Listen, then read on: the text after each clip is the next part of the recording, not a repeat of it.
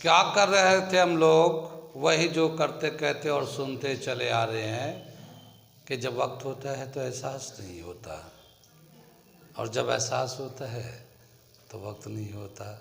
मैं साबिर अलीगढ़, आप देख रहे हैं ILCC अली क्लासेस, जो कि अलीगढ़ बेस्ड नीट जेई का रेजिडेंशियल कोचिंग क्लास है। इसके अलावा हम लोग AMU, जामिया, BHU और दूसरे यूनिवर्सिटी के एंट्रेंस एडमिशन टेस्ट की भी तैयारी कराते हैं। वो लोग जो लोग इंटरेस्टेड है कांटेक्ट करें, लाइक करें, शेयर करें, सब्सक्राइब करें चैनल को। कोई जानकारी करना हो तो मैसेज भी कर सकते हैं।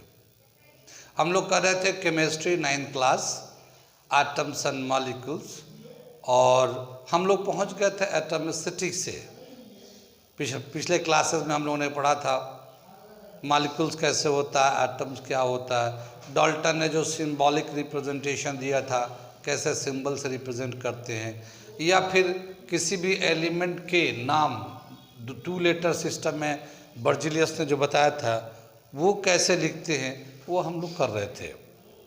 और पहुंच गए थे एटमिसिटी पे कि कोई मॉलिक्यूल है तो उस मॉलिक्यूल में कितने एटम्स इन्वॉल्व होते हैं, वही एटमिसिटी कहलाता है। Number of atom present in an molecule is called atomicity. कुछ एग्जाम्पल भी कराया था, जैसे कि O2 ट्वाइस एटम था, 2 एटम था, डाई एटमिक मॉलिक्यूल था। O3 ओजोन है, ट्राई एटमिक था।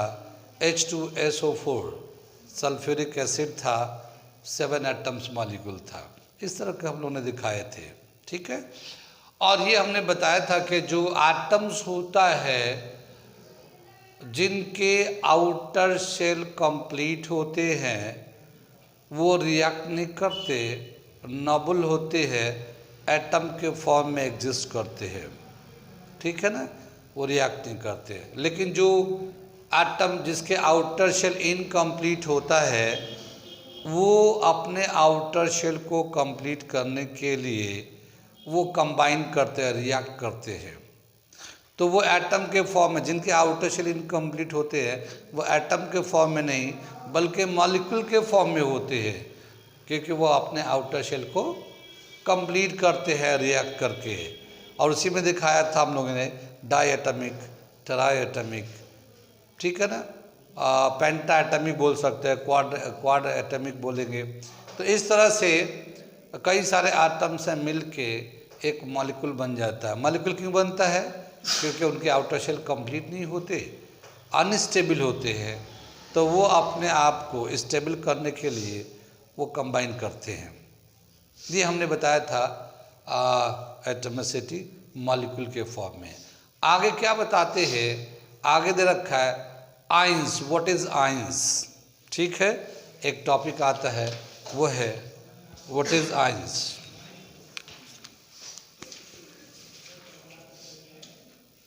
व्हाट इज आयंस, आयंस क्या होता है, ये एक टॉपिक दे रखा है केमिस्ट्री के बुक में अपने। इसमें क्या बताते हैं कि जितने भी एलिमेंट्स हैं पीरियोडिक टेबल में, उनके एलिमेंट को जिनका आउटर शेल कंप्लीट होता है उन्हें छोड़कर, जिनका आउटर शेल कंप्लीट होता है उन्हें छोड़कर बाकी जितने भी एलिमेंट हैं सबके आउटर शेल इनकम्प्लीट होते हैं। इनकम्प्लीट होते हैं तो उनके आउटर शेल पे इलेक्ट्रॉन को रखने की कैपेसिटी होती है, और उसी को हम लोग इलेक्ट्रॉनिक कॉन्फ़िगरेशन के नाम से जानते हैं। और उसका एक ऑर्डर दे रखा है इलेक्ट्रॉनिक कॉन्फ़िगरेशन का 2, 8, 8, 18, 18, 32, इस तरह से उसका ऑर्डर है, बताया था हमने इलेक्ट्रॉनिक कॉन्फ़िगरेशन में। तो वो पहले शेल पे 2 इलेक्ट्रॉन रखना चाहते हैं, दूसरे शेल की कैपेसिटी है 8 इलेक्ट्रॉन की, और तीसरे की भी 8 इलेक्ट्रॉन की।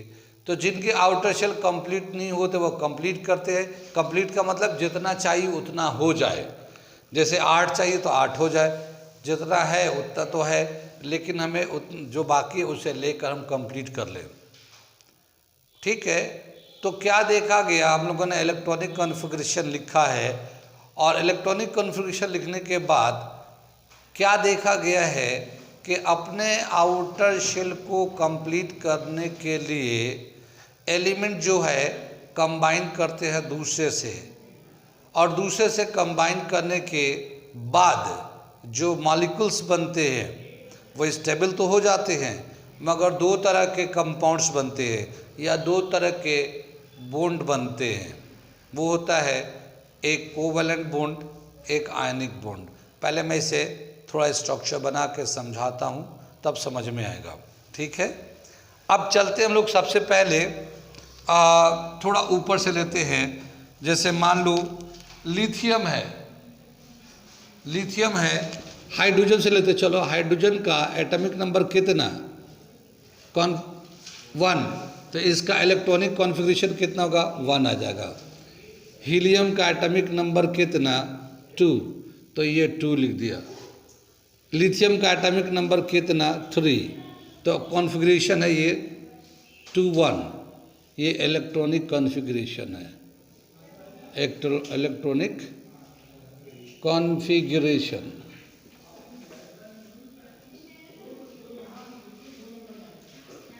ठीक है ना, इलेक्ट्रॉनिक कॉन्फ़िगरेशन।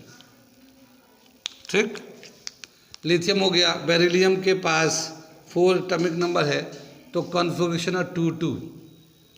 ठीक है ना। बोरोन के एटॉमिक नंबर कितना है? 5। याद किया आप लोग? 2-3। बोरोन के बाद है कार्बन का एटॉमिक नंबर 6-2-4। ठीक है ना। नाइट्रोजन आता है इसके बाद 7-2-5। ठीक, ऐसे ही फिर ले लेते हैं। नाइट्रोजन के बाद यहाँ आता है ऑक्सीजन 8, कॉन्फ़िगरेशन है 2-6। फ्लोरीन है एटॉमिक नंबर 9। याद किए? उस दिन मैंने लिखाया था, इसीलिए लिखाया था कि याद करके रखो, लेकिन आप लोग। उसके बाद आता है 10, नियॉन 10 आता है 2-8। ठीक है, ऐसे ही इसके आगे आता है 11 एटॉमिक नंबर किसका? सोडियम का 2-8-1। पहले शेल पे 2, दूसरे पे 8 और फिर एक 11। ऐसे ही तो लिखते हम लोग। इसके बाद मैग्नीशियम है, एटॉमिक नंबर 12 है 2-8-2। कुछ समझ में बात आ रही है? ये एलिमेंट है और ये इसका इलेक्ट्रॉनिक कॉन्फ़िगरेशन है। यहाँ पे जैसे ये एलिमेंट है और ये इलेक्ट्रॉनिक कॉन्फ़िगरेशन है, कॉन्फ़िगरेशन है ये। कितनी बात समझ में आई है? अब इसमें क्या बताया है इसको कि जिसके आउटर शेल पे कोई भी एलिमेंट का एटॉमिक नंबर में लिखा था ना, 20 तक लिखा था, तो उसे याद कर लीजिएगा। और उसका जब इलेक्ट्रॉनिक कॉन्फ़िगरेशन लिखेंगे तो जिसके आउटर शेल पे नंबर ऑफ इलेक्ट्रॉन 1, 2 या 3 हो, वो मेटल कहलाता है। क्या कहलाता है? मेटल कहलाता है। और जिसके आउटर शेल पे 5, 6, 7 हो इलेक्ट्रॉन्स, वो नॉन मेटल कहलाते हैं। ठीक है, कुछ बात समझ में आई? जिनके आउटर शेल पे कितना हो 1, 2, 3 वो मेटल होता है, और जिसके आउटर शेल पे 5, 6, 7 होगा वो नॉन मेटल होगा। If the number of electron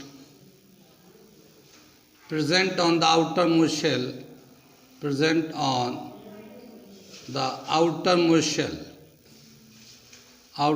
shell is 1, 2, 3, then these are metals।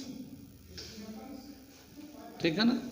जिनके आउटर शेल पे 1, 2, 3 इलेक्ट्रॉन होगा वो मेटल होगा। ठीक है, और जिसके आउटर शेल पे 5, 6, 7 होगा वो नॉन मेटल होगा। मैं यहाँ लिख के दिखाता हूँ, ये देखो यहाँ दिख रहा है। ठीक, तो यहाँ पे मैं लिखता हूँ if the number of electrons on the outermost shell is 5, 6, 7, then these are non-metals. These are non-metals. ठीक है, ये दे रखा है। आगे चले। ठीक है, ये हाइड्रोजन था, इसका एटॉमिक नंबर कितना है 1। तो इसके पहले शेल पे एक इलेक्ट्रॉन है। ठीक, ये हीलियम है, इसका एटॉमिक नंबर 2 है। पहले शेल पे 2 इलेक्ट्रॉन की कैपेसिटी है और ये 2 आ गए। तो ये जो है ना कंप्लीट फिल हो गया। पहले शेल हीलियम में क्या हुआ कि 2 इलेक्ट्रॉन था और ये इसके पहले शेल पे 2 इलेक्ट्रॉन आ गए, एक ये और एक ये, 2 आ गए। तो इसका ये कंप्लीट हो गया। तो जब इसका फर्स्ट शेल कंप्लीट है तो ये रिएक्शन नहीं करेगा, ये रिएक्शन नहीं करेगा, ये हीलियम एटम के फॉर्म में ही रहेगा, ये इसी में स्टेबल है। ठीक है, आगे जाएंगे। लिथियम में 3 एटॉमिक नंबर है, तो ये 2 पहले शेल पे आ जाएगा और बाकी जो इलेक्ट्रॉन है वो दूसरे शेल पे जाएगा। दूसरे शेल पे तो 8 रखने की कैपेसिटी है, पर उसके एक्स्ट्रा एक ही हो रहा है, 3 है ना, तो 3 में 2 तो ये हो गया, एक बचा हुआ तो वो दूसरे नंबर शेल पे चला गया। ठीक है, तो दूसरे शेल पे एक इलेक्ट्रॉन है, ये दूसरा शेल आउटर शेल कहलाएगा। पहला शेल तो फिल है और दूसरा शेल आउटर शेल कहलाएगा। और इस पे इलेक्ट्रॉन कितना है 1। ऐसे बेरिलियम के 4 होते हैं, 2 पहले शेल की कैपेसिटी है, 2 दे दिया और बचा 2 इलेक्ट्रॉन वो दूसरे शेल पे चला गया, तो ये आउटर शेल कहलाएगा और इस पे 2 इलेक्ट्रॉन है। ऐसे ही बोरोन पे 5 है, तो 2 तो पहले शेल पे हो गया और जो 3 इलेक्ट्रॉन बचा वो दूसरे शेल पे चला गया। दूसरे शेल पे तो 8 की कैपेसिटी है ना, 8 इलेक्ट्रॉन रख सकता है, तो 3 है तो वो 3 रख दिया। तो क्या देखा कि इसके आउटर शेल पे 1 इलेक्ट्रॉन, 2 इलेक्ट्रॉन, 3 इलेक्ट्रॉन, तो ये कहलाएंगे मेटल्स। जिसके आउटर शेल पे यहाँ लिखा ना, if the number of electrons present on the outer most shell is 1, 2, 3, then these are metals. तो ये मेटल्स कहलाएंगे। ये मेटल कहलाएगा, ये मेटल कहलाएगा, ये मेटल कहलाएगा। ये 4 का है, कार्बन पे एटॉमिक नंबर 6 है, पहले शेल पे 2, दूसरे पे 4। ठीक है, तो इसको कहेंगे मेटालोइड। इसे मैं लिखता हूँ यहाँ पे, अभी मैं समझाऊंगा। तो इसको क्या कहेंगे हम लोग, मेटालोइड। मेटालोइड। और ये क्या है, ये मेटल्स कहलाएंगे। ठीक है ना, कहती बात में। अब देखो यहाँ पे चलो, नाइट्रोजन में 7 एटॉमिक नंबर है, 2 पहले शेल पे, 5 दूसरे शेल पे आ गया। ऑक्सीजन में 6 एटॉमिक नंबर है, ऑक्सीजन का कॉन्फ़िगरेशन 2, 6, दूसरे शेल पे 6 हो गया। और फ्लोरीन में 9 एटॉमिक नंबर है, तो 2, 7 इलेक्ट्रॉनिक कॉन्फ़िगरेशन हो जाएगा। तो ये जो नाइट्रोजन है और ये ऑक्सीजन और ये जो फ्लोरीन है, ये नॉन मेटल कहलाएंगे। क्या कहलाएंगे, ये नॉन मेटल। ये इसमें हम लोग लिखा है, ये जिसके if the number of electron on the outer most shell is 5, 6, 7, then these are known as non metals. तो ये नॉन मेटल्स हो गए। कितनी बात सुनी। फिर आगे चलो, सोडियम में आ गए, नियन आ गए। इसका जो है ना, पहले पे 2 इलेक्ट्रॉन, 10 है ना टोटल, तो पहले पे 2, दूसरे पे 8, दोनों ही कंप्लीट हो गया। पहले पे 2 चाहिए, 2 है, दूसरे पे 8 चाहिए, 8 है, तो 10। तो ये जो है नॉन मेटल, ये इसका आउटर शेल कंप्लीट है। और जिसके आउटर शेल कंप्लीट होते हैं उनको हम लोग नोबल गैस कहते हैं, इनर्ट गैस। तो ये जो है नोबल गैस कहलाएगा, noble gas, inert gas, inert gas. ये रिएक्शन नहीं करेगा। ऐसे ये हीलियम था, ऐसे ही हीलियम भी, इसका आउटर शेल कंप्लीट है, यहाँ पे ये भी नोबल गैस। ये गैस के बोला क्या कि एटम के फॉर्म में रहेगा, ये मॉलिक्यूल नहीं बनाएगा। ठीक है, अब आगे चलते हैं। सोडियम एटॉमिक नंबर 11 है 281। तो पहला शेल कंप्लीट हो 2, दूसरा 8 और एक 11। अब इसके आउटर शेल पे कितने इलेक्ट्रॉन है? 1 इलेक्ट्रॉन है। तो ये मेटल होगा या नॉन मेटल होगा? मेटल हो जाएगा ये, क्योंकि आउटर शेल पे मैंने बताया कि जिसके आउटर शेल पे 1, 2, 3 होगा वो मेटल हो जाएगा। मैग्नीशियम हो गया एटॉमिक नंबर 12। तो इसका कॉन्फ़िगरेशन कैसे लिखेंगे? पहले पे 2, दूसरे पे 8, 10 और 12 में से 10 हो गए तो 2 बचेंगे, तो थर्ड शेल पे 2 लिख देंगे। थर्ड शेल पे 2 लिख देंगे। इसका आउटर शेल पे 2 हो गया मैग्नीशियम के। मेटल होगा नॉन मेटल होगा? ये मेटल हो जाएगा, क्योंकि आउटर शेल पे बोला है 1, 2, 3 हो तो मेटल कहलाएगा। तो ये मेटल हो गया। कितनी बात सुन में क्या समझ में आया? अभी आगे मैं और लिखूंगा, अभी इतने से समझाता हूँ। किसी भी एलिमेंट का एटॉमिक नंबर अगर याद हो तो उसका इलेक्ट्रॉनिक कॉन्फ़िगरेशन लिख सकते हैं। ये इलेक्ट्रॉनिक कॉन्फ़िगरेशन इस तरह से लिख सकते हैं। और जब उसका इलेक्ट्रॉनिक कॉन्फ़िगरेशन लिख देंगे तो उसके आउटर शेल पे कितने इलेक्ट्रॉन आ रहे हैं उससे हम ये बता सकते हैं कि ये मेटल है या नॉन मेटल है। कितनी बात सुन में? आगे चले पीछे चले। और मेटल नॉन मेटल जब पता चल जाएगा तो जब रिएक्शन होगा तो क्या होगा वो भी मैं आगे बता रहा हूँ, लेकिन वो भी बता सकते हैं हम लोग। तो सबसे इम्पॉर्टेंट क्या चीज़ है? किसी भी एलिमेंट का एटॉमिक नंबर याद होना और फिर उसके हिसाब से इलेक्ट्रॉनिक कॉन्फ़िगरेशन लिखना। ठीक है। जिनका आउटर शेल कंप्लीट होता है, देखो इसमें ये मेटल है, ये इधर दिखा है नॉन मेटल है ये, फिर ये मेटल हो गया। तो जो मेटल होगा नॉन मेटल होगा वो रिएक्ट करेंगे, क्योंकि वो अनस्टेबल होते हैं, उनका आउटर शेल कंप्लीट नहीं होता। जैसे यहाँ पे हम बता रहे हैं लिथियम पे कितना है, दूसरे वाले पे 8 की कैपेसिटी है, दूसरे पे 8 की कैपेसिटी है, मगर इसके पास है कितना? 1, तो 7 की कमी है। ऐसे ही बेरिलियम में 2 है इसके पास सेकंड शेल पे, और होना कितना चाहिए? 8, तो 6 की कमी है ना ये। ऐसे ही बोरोन का 5 है, यानी 2, 3 सेकंड शेल पे 3 है, जबकि 8 की कैपेसिटी है, तो है ना इनकम्प्लीट ये। तो ये रिएक्शन करेगा, अनस्टेबल है ये अनस्टेबल है। कार्बन का भी देखिए 4 है, 8 होना चाहिए था, ये भी अनस्टेबल है। हाँ, लेकिन अभी ये बताऊंगा मेटल वाइट किसको कहते हैं। नाइट्रोजन का 2, 5 हो गया, ठीक है। इसका 8 इलेक्ट्रॉन होना चाहिए, मगर है इसके पास 5, तो ये भी इनकम्प्लीट है, ये रिएक्ट करेगा। तो जिसके आउटर, इस सब इसी तरह से इधर भी बताया, जिसके आउटर शेल इनकम्प्लीट होंगे वो रिएक्ट करते हैं, वो अनस्टेबल होते हैं, वो अपना आउटर शेल कंप्लीट करना चाहते हैं। कितनी बात सुन में समझ में आ गया? मेटल किसको बोलेंगे? कॉन्फ़िगरेशन लिखेंगे, लिखने के बाद देखेंगे आउटर शेल पे कितना इलेक्ट्रॉन है, उससे हम लोग बता सकते हैं कि मेटल है या नॉन मेटल है। और जो मेटल नॉन मेटल होंगे वो अपने आउटर को कंप्लीट करने के लिए, आउटर शेल को कंप्लीट करने के लिए वो रिएक्ट करेंगे। जब वो रिएक्ट करेंगे तो वो एटम के फॉर्म में नहीं रहेंगे, वो मॉलिक्यूल बनाएंगे। तो मॉलिक्यूल कौन बनाएगा? मेटल नॉन मेटल, जिनका अब मेटल वाइट भी बनाता है, मेटल वाइट भी बनाता है। ठीक है, अभी मैं बता रहा हूँ आगे क्या है। कितनी बात सुन में? आगे चले पीछे चले। अब मैं एक एलिमेंट का एटॉमिक नंबर लिख रहा हूँ, कॉन्फ़िगरेशन बताना है, और फिर कॉन्फ़िगरेशन लिख के ये बताना है कि ये मेटल है या नॉन मेटल है। ठीक है, मैं इसे अभी मिटा रहा हूँ, ये याद रखना, क्योंकि अभी फिर मैं इसको बैकअप में लूँगा फिर वापस। ठीक है। अब देखो एल्युमिनियम है, 12 तक तो लिखा था मैग्नीशियम, अब ये एल्युमिनियम का एटॉमिक नंबर 13 है।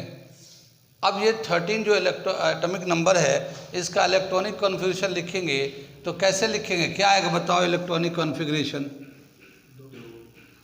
इलेक्ट्रॉनिक कॉन्फ़िगरेशन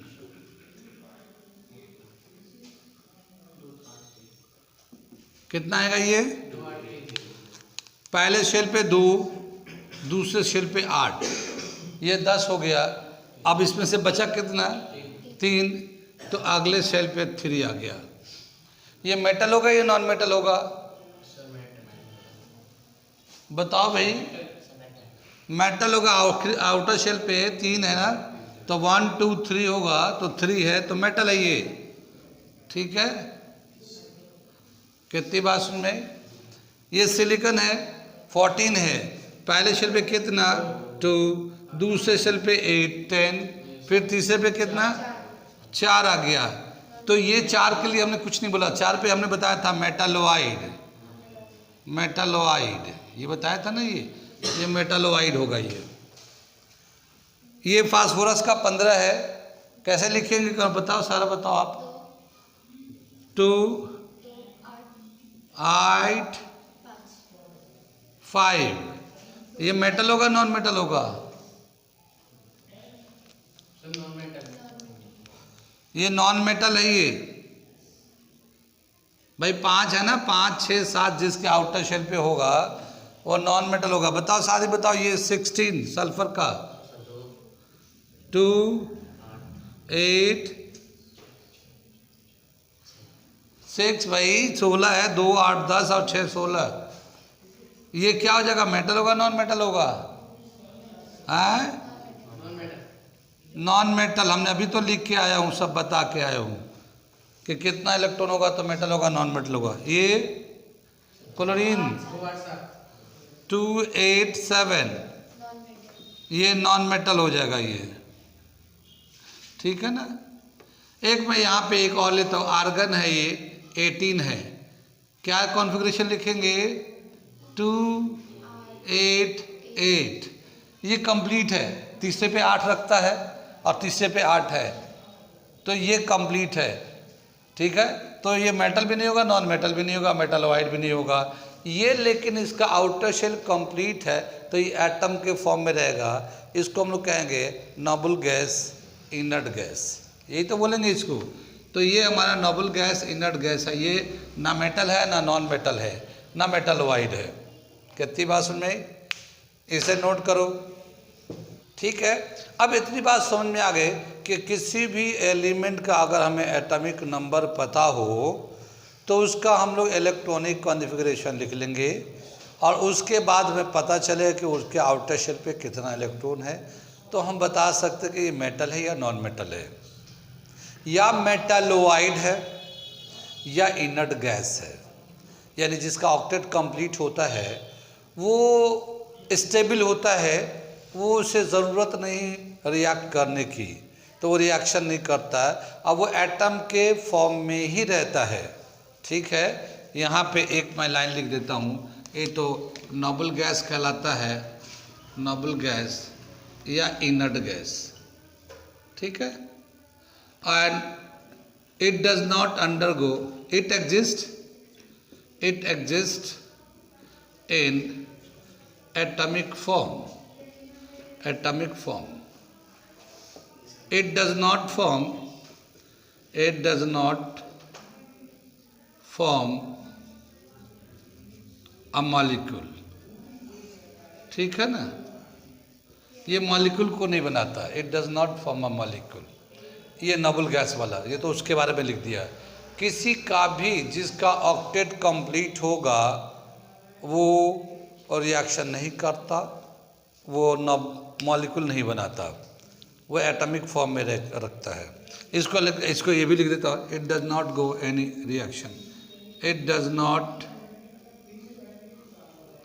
रिएक्ट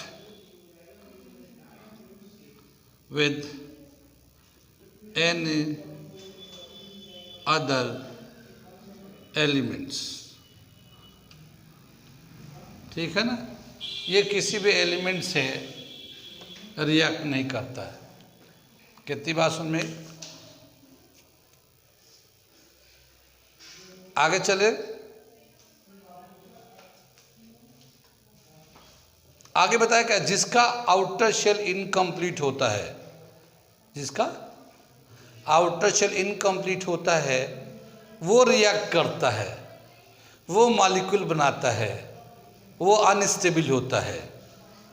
तो उसके बारे में मैं यहाँ लिखता हूँ, ये तो लिखा हुआ है, ये समझ में आ रहा है ना, ये मैं यहाँ पे लिख रहा हूँ, दिख रहा है यहाँ पे। ठीक है, कितनी बात सुन में क्या लिखा है, the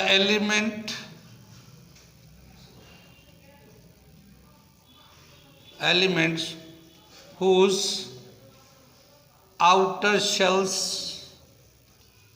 are incomplete, ठीक है ना, incomplete, it is unstable, ठीक है ना, ये अनस्टेबल होता है। इट रिएक्ट, दूसरा पॉइंट लिख रहा है, it react to complete its outer shell या फिर ऑक्टेट कहते हैं इसको, ऑक्टेट, ठीक है, ऑक्टेट। कितनी बात सुनाई? 2 पॉइंट लिखा, जिस एलिमेंट का आउटर शेल इनकम्प्लीट होता है वो रिएक्ट करता है, एक, और ये रिएक्ट करके अपना आउटर शेल कंप्लीट करेगा। ये अनस्टेबल होता है, पहले लिखा अनस्टेबल होता है, और ये रिएक्ट करके अपना आउटर शेल कंप्लीट करता है। और जब ये रिएक्ट करेगा तो ये हम बताएंगे ये मॉलिक्यूल बनाता है। क्या बनाता है ये? ठीक है, तो यहाँ पे लिखते हैं इट फॉर्म्स मॉलिक्यूल। ये मैं इधर से मिटा दे रहा हूँ, इसकी ज़रूरत नहीं रही। इट फॉर्म्स मॉलिक्यूल, ठीक है। कितनी बात समझ में आई? ठीक है ना। ये हमारा हो गया इसका एलिमेंट का इलेक्ट्रॉनिक कॉन्फिगरेशन लिखने से इतनी सारी बातें पता चलेगी। कितनी सारी बातें पता चलेगी कि वो एलिमेंट मेटल है या नॉन मेटल या नोबल गैस है, ठीक है, वो मेटल रिएक्ट करेगा नहीं करेगा, एटम के फॉर्म में रहेगा या मॉलिक्यूल बनाएगा। कितनी बात सुन में। अभी बहुत सारी बातें पता चलेंगे अगर हम किसी एलिमेंट का इलेक्ट्रॉनिक कॉन्फ़िगरेशन लिखते हैं तो। अगला जो एक पॉइंट है वो बता रहे हम आयंस के बारे में। एक होता है यहाँ मेटालोइड, यहाँ पे कहीं पे लिखा था ना मेटालोइड। मेटालोइड का मतलब ये होता है कि ये एलिमेंट मेटल भी, कभी कभी मेटल भी होता है, कभी कभी नॉन मेटल भी बिहेव करेगा। दोनों कैरेक्टर्स में है मेटालोइड का मतलब, यानी वो कहीं रिएक्शन में वो मेटल की तरह बिहेव करेगा, कहीं दूसरे रिएक्शन में वो नॉन मेटल भी बिहेव कर सकता है। तो उसमें दोनों तरह का कैरेक्टर होता है, उसी को कहते हैं मेटालोइड। मेटालोइड समझ में आइए।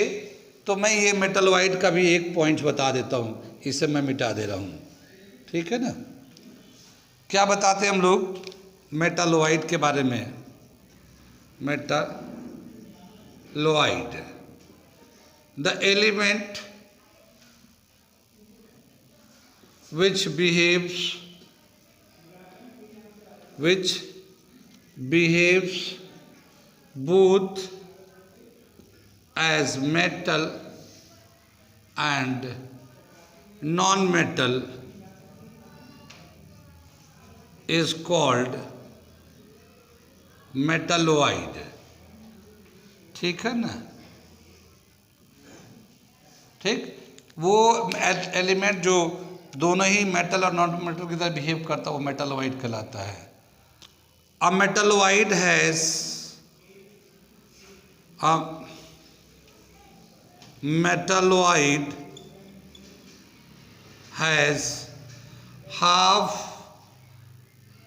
half filled outer shell, ठीक है, हाफ फिल्ड आउटर शेल, यानी मेटालोइड के जो आउटर शेल होता है वो आधा फिल होता है। जैसे मान लो यहाँ पे ये दिखा रहा था, ये 14 था, ये सिलिकॉन का था, तो इस पे तीसरे पे 8 इलेक्ट्रॉन रखने की कैपेसिटी है, मगर इसके पास 4 है, तो आधा है, आधा खाली है। तो इस तरह का जो एलिमेंट होगा वो हमारा मेटालोइड की तरह बिहेव करेगा। इससे पहले हम लोगों ने दिखाया था कार्बन को, कार्बन का एटॉमिक नंबर कितना था? 6, और उसका इलेक्ट्रॉनिक कॉन्फ़िगरेशन लिखा था 2 4, तो आप 4 सेकेंड शेल पे 8 की कैपेसिटी है, 4 उसके पास है, तो वो भी मेटल वाइड हो गया। और कार्बन भी कहीं मेटल कहीं नॉन मेटल, दोनों तरह से बिहेव कर सकता है। तो वो एलिमेंट जो मेटल नॉन मेटल दोनों तरीके से बिहेव करता है उसे हम लोग कहते हैं मेटल वाइड। कल 20 तक एटॉमिक नंबर, एलिमेंट के नाम और उसका एटॉमिक नंबर याद करके आना। सब वो कल टेस्ट है आप लोग का, ओरल टेस्ट, ठीक है। 20 तक एलिमेंट का नाम, उसका एटॉमिक नंबर कितना है, उसका कॉन्फ़िगरेशन क्या है, वो याद करके आना, क्योंकि उससे हम बहुत सारी बातें बताएंगे। आगे चले हम लोग, एक छोटी सी बात